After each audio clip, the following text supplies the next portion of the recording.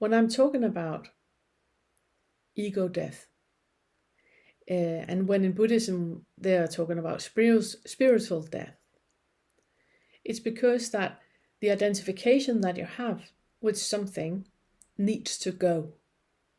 You cannot step into something new, to a new angle of things, if you're identifying with what you used to identify with.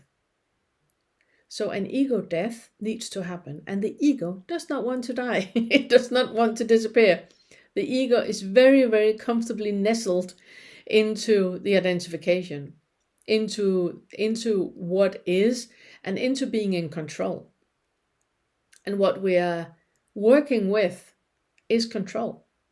It's about control.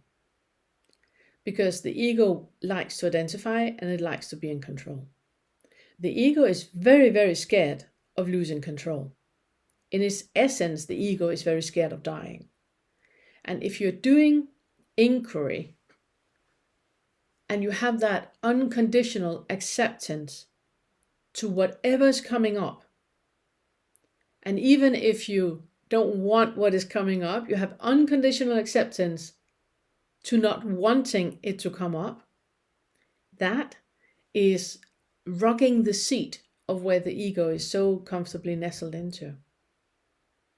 Because the ego wants you to be doubting.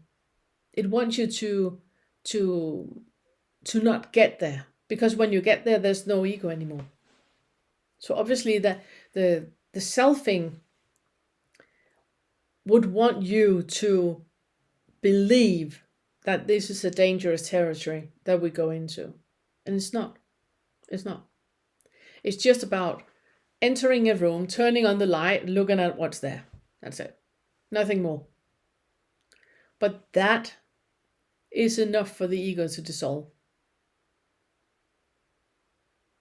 So if the inquiry is happening and unconditional acceptance is happening, then there will be a surrendering into the feeling of dying and into the feeling of death. And it's not about the body dying, it's about a concept is dying. An identification is dying. It's disappearing and something else is coming instead. And that is the spiritual death and the spiritual awakening. And when we talk about spiritual death and spiritual awakening, the sense of something changing is correct. It is correct. Because something needs to go for something new to come up. You are on the right path. Because you have to let go of what you identify with, and you have to let go of the delusion of life as you know it. So if you still have that sense of an I and me and my and them and they and he and she and I'm here, there, if you still have that sense, it's usually about the ego is afraid of losing control. And I think I'm going to stop this now. This is the first part, and continue in the second part because I think you need a break. So have a break, reflect on what I just said, sit in silence.